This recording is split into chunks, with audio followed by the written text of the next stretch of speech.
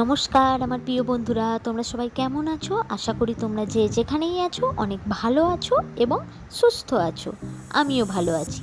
Pritha lifestyle চ্যানেলে তোমাদের সবাইকে স্বাগত জানিয়ে আজকের ভিডিওটা আমি এখান থেকে শুরু করলাম।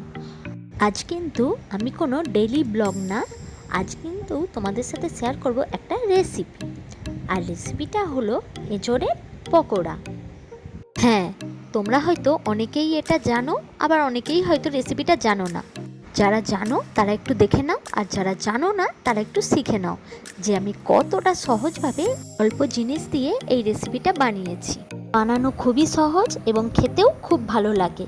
চলো বেশি কথা না বলে ঝটপট করে রেসিপিটা দেখে নাও। এই যে প্রথমে নিয়েছি একটা এঁচোড়। এবারে এটাকে ভালো করে কেটে ধুয়ে নেব।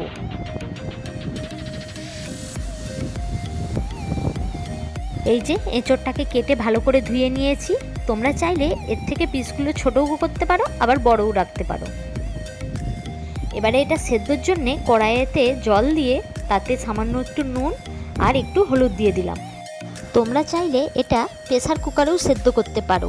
কুকারেতে সামান্য একটু জল আর ওই একটু নুন একটু হলুদ ব্যাস দিয়ে এগুলো দিয়ে 3টে থেকে 4টে সিটি মেনে নিলেই হয়ে যাবে।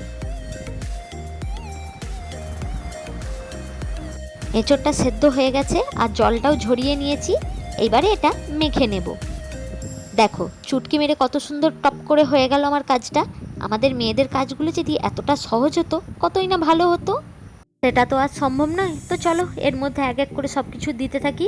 প্রথমে দিয়ে দিলাম বেসন, তার মধ্যে একটু নুন একটু হলুদ আর এই যে চিনি, একটু খাওয়ার সোডা, কালো জিরে, আদা বাটা, রসুন বাটা আর পেঁয়াজ কুচি।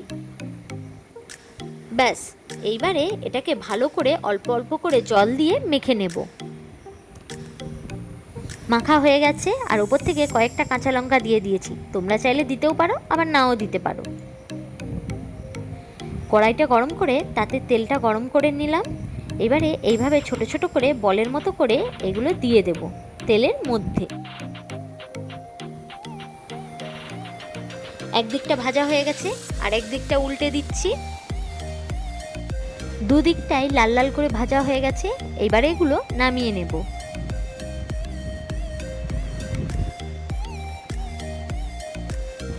এটা সেকেন্ড বার ভাজা চলছে। সবগুলো ভাজা হয়ে গেছে। দেখো কত সুন্দর একদম লাল লাল করে ভেজে নিয়েছি। দেখতেও যেমন সুন্দর লাগছে, খেতেও কিন্তু দারুণ হয়েছিল।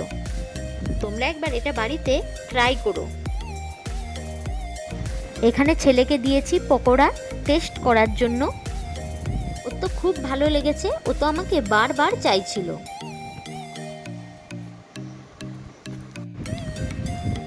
তোমরা অবশ্যই একবার বাড়িতে এই এঁচোড়ের পকোড়াটা বানিও। দেখবে তোমার বাড়ির 8 থেকে 80 সবারই কিন্তু খুবই ভালো লাগবে। দোকানের ভাজা পোড়া তেলের পকোড়া খাওয়ার থেকে বাড়িতে যদি এইভাবে পকোড়া বানানো যায় তাহলে স্বাস্থ্য ও মন দুটোই ভালো থাকে। এঁচোড়কে তো আমরা অনেকভাবেই খেয়ে থাকি, আর পকোড়া তো আমরা অনেক কিছুই খাই। কিন্তু বাড়িতে যদি এত সহজে এইভাবে এঁচোড়ের পকোড়া বানানো যায় তাহলে দেরি কেন করছো? ঝটপট করে বানিয়ে নাও, না হলে আবার সেই 1 বছরের অপেক্ষা। এঁচোড় তো প্রায় শেষ হয়ে এলো। আর হ্যাঁ, বাড়িতে বানিয়ে সবাইকে খাইয়ে আমাকে কিন্তু অবশ্যই কমেন্ট করে জানিও কেমন লাগলো। আর যদি ভালো লাগে তাহলে ভিডিওতে একটা লাইক করে দিও। আজকের মতো এখানেই টাটা, দেখা হচ্ছে নেক্সট ভিডিওতে।